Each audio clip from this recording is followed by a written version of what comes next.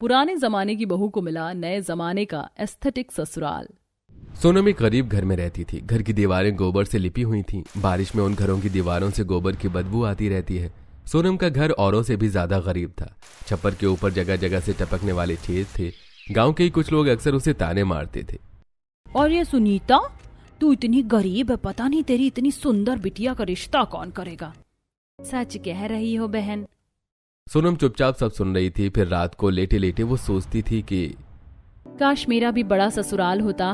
बाबा mummy मुझे देखकर खुश होते कि मैं अच्छे परिवार में गई, पर गरीबी के कारण कहाँ ये सपना सच होने वाला है।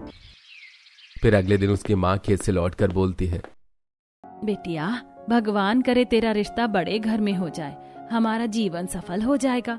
मम्मी, हम कहाँ और अमीर लोग कहाँ, हमसे तो 24 घंटे गोबर की बदबू आती है। ऐसे में कौन शादी करेगा? ये सब ख्याली पुलाव हैं। बेटा, कभी कभी किस्मत ऐसे खेल खेलती है जो हमें भी समझ नहीं आता। उसी गांव में एक दिन शहर से बहुत अमीर परिवार छुट्टियां बिताने आया। उनके पास बहुत सारे खेत थे और शहर में एकदम एस्थेटिक बंगला। कोकिला देवी अपने पूरे परिवार के साथ गांव में अपने सास ससुर से मिलने आई थी। वो लोग अपने खेतों में घूम रहे थे कि तभी कोकिला की नजर एक लड़की पर पड़ी। अरे, ये क्या है? ऐसा नजारा देखने में कितना अच्छा लग रहा है। वो लोग देख रहे थे कि सोनम एक पेड़ के नीचे 4-5 छोटे बच्चों को पढ़ा रही थी। बच्चों के कपड़े फटे हुए थे और सोनम के कपड़े भी मैले थे, और वो बच्चों को ABCD और 1 2 3 सिखा रही थी। तभी कोकिला उसके पास जाती है। बेटा, क्या पढ़ा रही हो? आंटी जी, ये बच्चे स्कूल नहीं जा पाते हैं तो मैं इन्हें छोटी मोटी चीजें सिखा रही हूँ। बेटा, तुम बहुत अच्छा काम कर रही हो, भगवान तुम्हें खुश रखे। कोकिला देवी मन ही मन सोचने लगी कि ऐसी ही सादगी वाली लड़की उनके घर की बहू होनी चाहिए। कुछ दिन बाद उनका परिवार वापस शहर लौट गया। उसके कुछ दिनों बाद, बेटा, तेरी शादी की उम्र हो गई है, अब तेरे लिए लड़की ढूंढना शुरू कर देना चाहिए। मैंने अपने बेटे की बहू पहले से पसंद कर रखी, वो मुझे गांव में मिली थी। क्या मम्मी जी, हमारे इतने बड़े एस्थेटिक घर में एक गंवार लड़की? मैंने किसी से सलाह नहीं मांगी, मुझे वही लड़की पसंद है और वो इस घर की बहू बनेगी। कोकिला देवी रिश्ता भेज देती है। सोनम का परिवार तो पहले चाहता था कि कोई अमीर रिश्ता उनकी बेटी के लिए आए। उन्होंने खुशी खुशी हाँ कर दी। गांव में धूमधाम से शादी हुई। शादी के बाद जब वो पहली बार ससुराल पहुंची तो गाड़ी बाहर गेट पर रुक जाती है। जैसे वो गेट से अंदर जाती है तो देखती है कि गार्डन में फव्वारा, जहां रंग बिरंगी लाइट पानी के अंदर लगी थी। सामने एक बड़ा डबल डोर था जो ऑटोमेटिक खुल रहे थे। अरे बाप रे, ये घर है या महल? सोनम घर के गेट पर खड़ी होकर देखती है। पूरा घर सफेद और सुनहरे रंग के मार्बल से बना, नियॉन लाइट से सजा, हर कोना पूरा घर शीशे से बना था। बड़ी बड़ी खिड़कियां और पर्दों से आती हल्की लाइट, दीवारों पर मॉडर्न पेंटिंग, बहू की एंट्री पर हल्का हल्का स्लो म्यूजिक बज रहा था। अरे वाह, ये तो लाइट वाला घर लग रहा है। ऐसा घर तो मैंने सिर्फ कहानियों में ही सुना था। बेटा, इसे कहते हैं एस्थेटिक घर। ये इतना बड़ा झूमर भी कांच का बना है, वाह। अरे गंवार, ये झूमर नहीं, चैंडलियर कहते हैं। वैसे मुझे तो शुरू से ही लगा था कि इस घर में कोई पुराने जमाने की गंवार बहू ही आएगी जिसे कुछ भी पता नहीं होगा। सोनम शर्मा कर सिर झुका लेती है और चुप खड़ी हो जाती है। प्रिया, जब तू पहली बार इस घर में आई थी तुझे भी कुछ नहीं पता था। मैंने तुझे हर चीज सिखाई, इसीलिए दूसरों को नीचा दिखाने से पहले खुद को भी आईने में देख लेना चाहिए। प्रिया चुप हो जाती है। सास नई बहू की आरती करती है और प्यार से उसका स्वागत करती है। आओ बहू, घर में कदम रखो, ये घर अब तुम्हारा है। सोनम घर के अंदर धीरे धीरे बढ़ने लगती है। हर दीवार पर डिजिटल पेंटिंग्स लगी हुई थी। किसी पर नेचर की फोटो, किसी पर एब्स्ट्रैक्ट आर्ट। सीढ़ियों के किनारे और छत पर LED स्ट्रिप लाइट्स लगी हुई थी जो अलग अलग रंगों में चमक रही थी। हॉल में सफेद मार्बल का फर्श और कांच की बड़ी सी टेबल थी जिसके नीचे रंग बिरंगी रंगीन रोशनी चल रही थी। कितना बड़ा और चमकदार घर है। लेकिन उसे इस बात का भी डर था कि पता नहीं वो इतने बड़े एस्थेटिक और अमीर घर में फिट भी बैठेगी या नहीं। रात को वो अपने कमरे में गई। कमरा इतना बड़ा था कि उसके गांव का आधा घर उसमें समा जाता। दीवारें पूरी तरह शीशे की थीं। बाहर का नजारा साफ दिख रहा था। वो बेड पर सोने की कोशिश करती है लेकिन उसकी आंखें बंद नहीं हो रही थी। यहाँ तो पर्दे भी नहीं है, सब कुछ बाहर से दिख रहा है और ये इतनी तेज लाइट, मुझे नींद भी नहीं आएगी। अरे पगली, ये शीशा नहीं, ग्लास वॉल है और बाहर से कुछ नहीं दिखता। रुको, मैं तुम्हें दिखाता हूँ। हर्ष उठा और कमरे के एक कोने में जाकर दीवार पर लगे एक छोटे बटन को दबाता है। तुरंत ऊपर से मोटे पर्दे नीचे गिर जाते हैं और पूरे कमरे में अंधेरा हो जाता है और नाइट लाइट खुद जल जाती है। आपने ये लाइट क्यों जलाई? इसमें तो मुझे नींद नहीं आएगी। सब लोग ऐसे ही सोते हैं। अगर तुम्हें नींद नहीं आ रही है तो मैं इसे भी बंद कर देता हूँ। सुबह उठकर सोनम रसोई में जाती है और रसोई देखकर चौंक जाती है। सबसे ज्यादा उसकी नजर फ्रिज पर गई। फ्रिज पर भी लाइट लगी थी, ऊपर से नीचे तक कांच का दरवाजा। सामने की दीवार पर कांच से बने लाइट वाले गणेश जी थे। उनके पीछे से हल्की रोशनी निकल रही थी। भगवान, ये तो किसी परियों की कहानी जैसा घर है। और ससुर जी कह रहे थे इसे कहते हैं एस्थेटिक घर। ये तो सच में जादुई महल जैसा है। उसे समझ नहीं आ रहा था कि खाना कहाँ से बनाना शुरू करे। गैस ढूंढते ढूंढते उसकी नजर काउंटर पर पड़ी। वहां पर कोई चूल्हा या सिलेंडर जैसा नहीं था, सिर्फ एक चमकता हुआ स्लैब था और उस पर एक छोटा सा बटन। अरे ये तो बटन है, यहाँ तो गैस भी बटन की है। हे राम, ये तो मैं पहली बार देख रही हूँ। सोनम ने धीरे से बटन दबाया। जैसे ही उसने बटन दबाया, गैस ऑन होने की आवाज आई और उसके साथ ऊपर लगी लाइट अपने आप जल उठी। अरे बाप रे, ये क्या हो गया? यहाँ तो कुछ भी दबाओ हर जगह लाइट जल जाती है। मैं तो इस पर खाना भी नहीं बना सकती, पता नहीं कब क्या हो जाए। वो रसोई से बाहर निकली और घर के बाहर गार्डन में जाकर उसने एक मिट्टी का चूल्हा बनाया और उसने तुरंत लकड़ी डाली और आग जलाई और खाना बनाना शुरू कर दिया। थोड़ी देर में धुआं उठने लगा। एस्थेटिक घर के अंदर जहां जहां लाइट्स थी वहां धुएं की हल्की परत दिखने लगी। अंदर बैठे सब लोग घबरा गए। अरे, घर में आग लग गई, सब लोग बाहर भागो। पूरा परिवार दौड़ता हुआ आंगन में आया। वहां सोनम को देखकर सब हैरान रह गए। सोनम मिट्टी के चूल्हे पर रोटियां सेक रही थी और उसके चारों तरफ धुआं ही धुआं था। अरे बेटा, तू यहाँ खाना क्यों बना रही है? घर के अंदर गैस है तो सही। इस पुराने जमाने की गंवार से और क्या उम्मीद कर सकते हैं? इतनी अच्छी ऑटोमेटिक गैस देखकर भी इसे समझ नहीं आया लकड़ी के चूल्हे पर ही खाना बनाएगी। मम्मी जी, मुझे वो गैस बिल्कुल भी समझ नहीं आई और वहाँ तो हर जगह लाइट थी। खाना बनाते समय भी लाइट जल गई। मुझे डर लगा कि कहीं कुछ हो ना जाए, इसलिए मैं बाहर आ गई और मिट्टी के चूल्हे पर बना दिया खाना। जिठानी मुंह बनाकर वहां से चली जाती है और बाकी लोग भी अंदर चले जाते हैं। सास वहीं रुकती है। बेटा, ये एस्थेटिक घर के तौर तरीके सीखने में थोड़ा टाइम लगेगा, लेकिन मैं तुझे धीरे धीरे सब सिखा दूंगी। तू टेंशन मत लेना। हाँ मम्मी जी, मुझे तो यहाँ की हर एक चीज सीखनी पड़ेगी। गाँव में तो ये सब कभी देखा ही नहीं। सोनम ने किसी तरह खाना बनाकर डाइनिंग टेबल पर रखा। खुद पल्लू सिर पर रखकर एक कोने में खड़ी हो गई। सास ने प्यार से कहा, बेटा तुम भी आकर बैठ जाओ। नहीं मम्मी जी, हम तो गांव में मम्मी पापा के खाने के बाद ही खाते थे। मैं भी सबके खाने के बाद खाऊंगी। अरे ऐसा कुछ नहीं होता। तुम हमारे साथ ही बैठकर खाओ, ये सब पुराने जमाने की बातें हैं। सोनम धीरे से आकर बैठ गई, लेकिन पल्लू उसका सिर पर ही रहता है। सब लोग कांटे चम्मच से खाना खा रहे थे। सोनम ने भी ट्राई किया, लेकिन जैसे उसने कांटे चम्मच से खाना उठाना चाहा, उसका हाथ कांप गया और दोनों चीजें गिर गई। वो थोड़ी शर्मिंदा हो गई, लेकिन तभी उसका पति बोला, अरे कोई बात नहीं, तुम्हें जैसे आता है वैसे खाओ। हम लोगों की तो कांटे चम्मच की आदत है। तुम्हें हाथ से खाना है तो हाथ से खाओ। सोनम ने राहत की सांस ली और हाथ से खाना शुरू किया। उसे थोड़ा कॉन्फिडेंस मिला। उसके सबके खाना खाने के बाद सास ने प्यार से कहा, बेटा, हमारे घर में पल्लू रखने की कोई रीत नहीं है। ये सब पुराने जमाने की बातें थी, आजकल कोई ऐसा नहीं करता। मम्मी जी, मेरे गांव में तो सब रखते हैं। बेटा, अब तुम्हें इस घर के हिसाब से चलना है, इसलिए आइंदा पल्लू मत रखना। सोनम ने हल्की मुस्कान के साथ सिर हिलाया। अगले दिन मुंह दिखाई की रस्म के लिए आस पड़ोस और रिश्तेदारों की भीड़ जमा थी। पुराने जमाने की बहू शर्मीली सी साधारण सा सलवार कुर्ता पहने सोफे पर बैठी थी। न महंगे गहने, न मेकअप, न मॉडर्न लुक, बस उसकी सादगी। जैसी रस्म शुरू हुई, कुछ पड़ोसी और रिश्तेदार आपस में फुसफुसाने लगे। और ये क्या है? मुंह दिखाई में तो दुल्हन सज धज के बैठती है, ये तो ऐसे ही बैठी जैसे रोज की बात हो। इतने बड़े एस्थेटिक घर में ऐसी सिंपल बहू, अरे गहने कपड़े तो पहनवा देते, गंवार जैसी लग रही है। इनकी छोटी बहू तो एकदम पुराने जमाने की बहू जैसे है। सब हंसने लगे। सोनम थोड़ी शर्मिंदा हो गई, लेकिन वो चुपचाप सिर झुकाए बैठी रही। तभी उसकी जेठानी भी बोलती है, अरे सोनम, थोड़ा म्यूजिक तो बजा दो, माहौल बन जाएगा। वैसे तुम्हें पता भी है कि म्यूजिक सिस्टम कहाँ है और कैसे चलता है। लोगों ने हंसते हुए ताली बजा दी। एक और मेहमान ने मजाक उड़ाते हुए कहता है, इतने हाईटेक घर में इसे तो रिमोट पकड़ना भी नहीं आता होगा। अरे भाई, गजब गजब बोला ये बात। बहू की आंखें भर आई। वो कुछ कह नहीं पा रही थी। तभी उसकी सास, जो अब तक चुप बैठी थी, खड़ी होकर बोलती है, बस करिए आप लोग।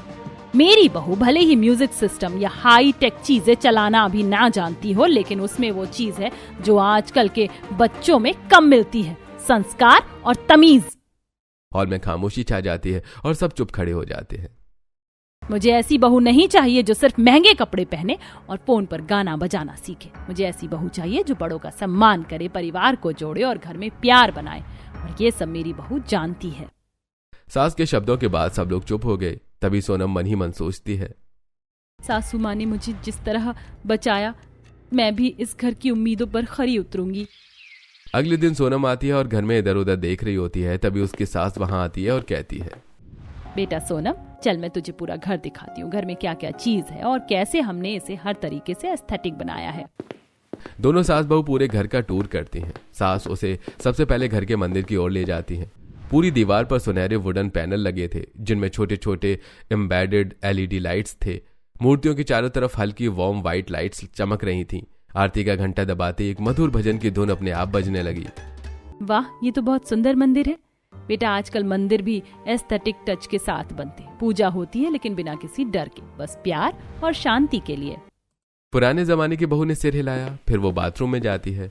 दीवारों पर सफेद और हल्के ग्रे टाइल्स, बीच में एक बड़ा सा गोल शीशा, उसके पीछे सॉफ्ट बैकलाइट, शावर से निकलता हल्का धुआं, और देखती है और हैरानी से बोलती है, अरे ये तो होटल जैसा इतना सुंदर बाथरूम, हमारे गांव में तो बस बाल्टी और मग हुआ करता था। सास मुस्कुराती है और वो दोनों आगे बढ़ जाते हैं। घर के हर कोने में हरे फ्रेश इंडोर प्लांट्स लगे थे, जैसे money plant, snake plant, peace. फिर जैसे ही वो गार्डन में गई वहां अलग अलग तरह की फेरी लाइट्स और हैंगिंग लैंटर्न्स लगे थे। हर पौधे के पास छोटा सा स्पॉटलाइट, जिससे पूरा गार्डन रात में किसी जादुई जगह जैसा दिखता होगा। घर के अंदर हर कमरे में नेचुरल लाइट आती थी। बड़ी बड़ी खिड़कियों से धूप छन कर आती थी। दोपहर का समय होता है, पूरा परिवार एक बड़े डाइनिंग टेबल पर बैठा था और न तो स्टील की थालियां थी, न ही अलग अलग जगह बैठकर खाना। सबके सामने सुंदर सेरेमिक की प्लेट्स थी, matching bowls, wooden serving platters, खाना भी ऑर्गेनिक, सलाद, हेल्दी सब्जी, सूप और हल्की फुल्की चपाती।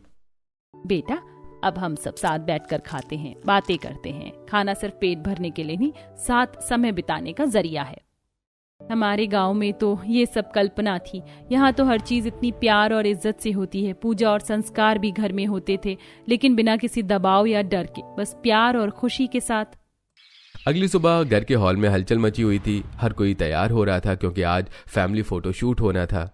बेटा आज हम अपने हॉल के लिए एक बड़ी फैमिली फोटो बनवा रहे हैं, इसलिए सब अच्छे से रेडी हो जाना, कैमरामैन आने वाला है। थोड़ी देर बाद सब तैयार होकर हॉल में इकट्ठे हो गए। पुराने जमाने की बहू भी अपने ही अंदाज में तैयार हुई। उसने अपना सबसे सुंदर सिंपल सूट पहना, बालों में चोटी बनाई और माथे पर छोटी सी बिंदी लगाई। उसके चेहरे पर मासूम सी मुस्कान थी। जैसे वो हॉल में आई, बड़ी जेठानी ने मजाक उड़ाते हुए ताना मारा, अरे देखो देखो, मिस इंडिया आ गई अपनी सादगी दिखाने। भला ऐसे कपड़ों में कौन फोटो शूट करता है? सच कह रही हो भाभी। पुराने जमाने की बहू सिर झुकाकर चुपचाप खड़ी रही। तभी सास उसके पास आई और प्यार से बोली, बेटा इनकी बातों का बुरा मत मानो, फोटोशूट के लिए थोड़ी मॉडर्न ड्रेस चाहिए, चलो मैं तुम्हें कुछ अच्छा देती हूँ। सास उसे अपने कमरे में ले गई और अलमारी से खूबसूरत गाउन निकाल कर देती है। बेटा इसे पहन लो, आज पहली बार है, थोड़ा अजीब जरूर लगेगा पर हालात के साथ बदलना बुरा नहीं होता। सोनम ने हिचकिचाते हुए गाउन पहन लिया। जब वो नीचे आई तो सब चौंक गए। गाउन में वो बिल्कुल राजकुमारी जैसी लग रही थी। अरे वाह, तुम तो बहुत सुंदर लग रही हो। उसकी बात सुनकर बहू के चेहरे पर हल्की सी मुस्कान आ जाती है। फोटोशूट शुरू होता है। सब एक एक करके पोज देकर फोटो खिंचवा रहे थे। बड़ी जेठानी हर बार अलग अलग पोज देती। नंद भी जमकर पोज कर रही थी। देखो ऐसे पोज देते हैं, कुछ सीख लो। फिर सबसे पुराने जमाने की बहू सोनम ने कहा, लो गवार बहू, तुम भी फोटो खिंचवाओ। वो थोड़ा डरते डरते आगे बढ़ी और ऑकवर्ड सा पोज देने लगी। जेठानी और नंद एक कोने में खड़ी होकर फुसफुसाने लगी, देखना इसे पोज देना भी नहीं आता। हाँ गांव की गवार है ना, इसलिए। बहू चुपचाप खड़ी हो गई, ज्यादा कुछ कह नहीं पाई। फोटोशूट खत्म हुआ और कैमरामैन सबको फोटो दिखाने लगा। जैसे उसने फैमिली फोटो स्क्रीन पर दिखाई, पुरानी बहू एक्साइटेड होकर बोली, अरे ये फोटो तो अच्छी है पर ये धुंधली क्यों है? बेटा इसको ही तो एस्थेटिक कहते हैं।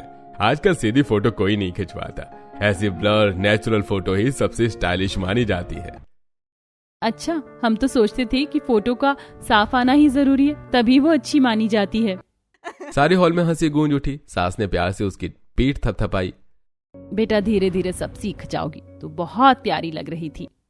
रात का समय था। घर के हर कोने में खूबसूरत एस्थेटिक लाइट्स जगमगा रही थी। गार्डन में फेरी लाइट्स पेड़ों पर टंगी थी। लॉन में लकड़ी की बड़ी बड़ी टेबल्स और सफेद कपड़े की कुर्सियां लगी थी। हर कोने में मोमबत्तियां जल रही थीं और हल्का सा फ्लोरल परफ्यूम हवा में घुला हुआ था। पड़ोस और शहर के अच्छे लोग जो खुद को बहुत मॉडर्न और एस्थेटिक कहते थे, इस डिनर में आने वाले थे। बेटा कल का दिन बहुत खास है, पड़ोस के बड़े बड़े लोग आ रहे हैं, तुम दोनों बहू अच्छा सा खाना बनाकर उसे बिल्कुल एस्थेटिक तरीके से पेश करना। हमारी इज्जत पर कोई दाग नहीं लगना चाहिए। मम्मी जी मैं पूरा खाना बना दूंगी, आप बस मुझे बर्तन दिखा दीजिए जिनमें सजाना है। एस्थेटिक तरीके से सजाना दीदी कर देंगी, मुझे ये सब नहीं आता है। तू बहुत अच्छा खाना बनाती है बेटा, तेरे खाने के स्वाद से ही सब लोग इम्प्रेस हो जाएंगे। मैं तुझे सारी क्रॉकरी दिखा दूंगी। जेठानी ने बस मुस्कुराते हुए हाँ में सिर हिला दिया, पर उसके मन में जलन थी। उसे बुरा लगता था कि उसकी सास हमेशा छोटी बहू की तारीफ करती।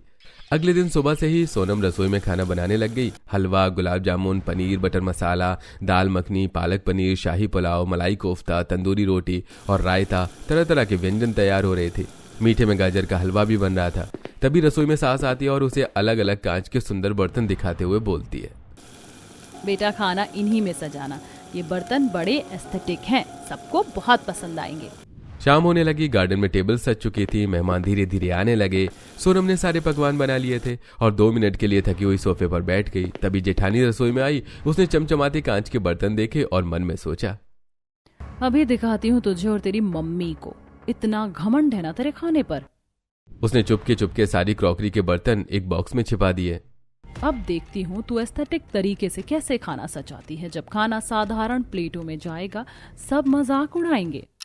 थोड़ी देर बाद सोनम लौटी और देखा कि सारे बर्तन गायब हैं। उसका दिमाग खराब हो गया और वो इधर उधर बर्तन ढूंढने लगी। ये भगवान, अब क्या करूं? मेहमान आ गए और मम्मी जी ने खास कहा था कि खाना इन्हीं बर्तनों में सजाना है। उसकी आंखों में आंसू आ गए, पर तभी उसने खुद को संभाला। नहीं सोनम, तू हार नहीं मानेगी। खाना चाहे सिंपल प्लेट में हो, पर अगर प्यार और मेहनत से सजाया जाए तो वही सबसे खूबसूरत लगता है। उसने घर के साधारण कांच के प्लेट और स्टील के बाउल निकाले। अपने क्रिएटिव दिमाग से उसने खाना ऐसे सजाया कि देखने वाले दंग रह जाए। रायते में अनार के दाने और पुदीने की पत्तियां, पुलाव पर तले हुए काजू और गाजर के फूल, मीठे पर केसर के धागे, हर डिश में उसने देसी अंदाज में खूबसूरती भर दी। बाहर गार्डन में मोमबत्तियां और फेरी लाइट्स के बीच मेहमान बैठे थे। जब सोनम ने खाना परोसा तो सब दंग रह गए। वाह, इतना स्वादिष्ट और खूबसूरत खाना हमने कहीं नहीं देखा। तुम्हारी गांव वाली बहू तो बहुत ही टैलेंटेड है। इतनी सिंपल प्लेट में इतना एस्थेटिक प्रेजेंटेशन, ये तो बड़े बड़े होटल्स वाले भी नहीं कर पाते। इतनी सिंपल प्लेट में भी इतना एस्थेटिक प्रेजेंटेशन, ये तो बड़े बड़े होटल वाले भी नहीं कर पाते हैं। सब सोनम के खाने और एस्थेटिक प्रेजेंटेशन की तारीफ करने लगे। सास बहुत खुश हो जाती है।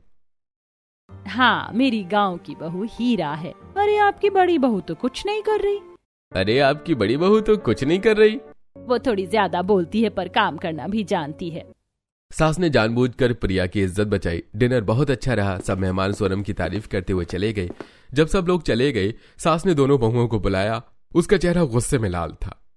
प्रिया, जो तूने आज किया वो बहुत गलत था। मैंने अपनी आंखों से तुझे क्रॉकरी छुपाते देखा था। तू छोटी बहू को बेइज्जती करवाना चाहती थी। शुक्र कर कि सोनम ने अपनी समझदारी से सब संभाल लिया, वरना आज हमारी इज्जत मिट्टी में मिल जाती। नहीं मम्मी जी, आप गलत समझ रही। मैं ऐसा क्यों करूंगी? झूठ मत बोल। मैंने अपनी आंखों से देखा है और तू मुझसे सामने खड़ी होकर झूठ बोल रही है। तुझ में इतनी हिम्मत कैसे आई? प्रिया की आंखों से आंसू निकल पड़े। उसने हाथ जोड़ लिए। मम्मी जी, मुझसे गलती होगी, मुझे माफ कर दीजिए। सोनम, मैंने तुम्हारा मजाक उड़ाया, तुम्हें नीचा दिखाने की कोशिश की, मुझे माफ कर दो। अरे दीदी, गलती तो सबसे होती है। आज के बाद कभी ऐसा मत करना। घर का मान और बहू का सम्मान एक साथ जुड़ा होता है। इसके बाद सोनम अपने परिवार में अच्छे से ढल जाती है और प्रिया भी उसकी मदद करती है।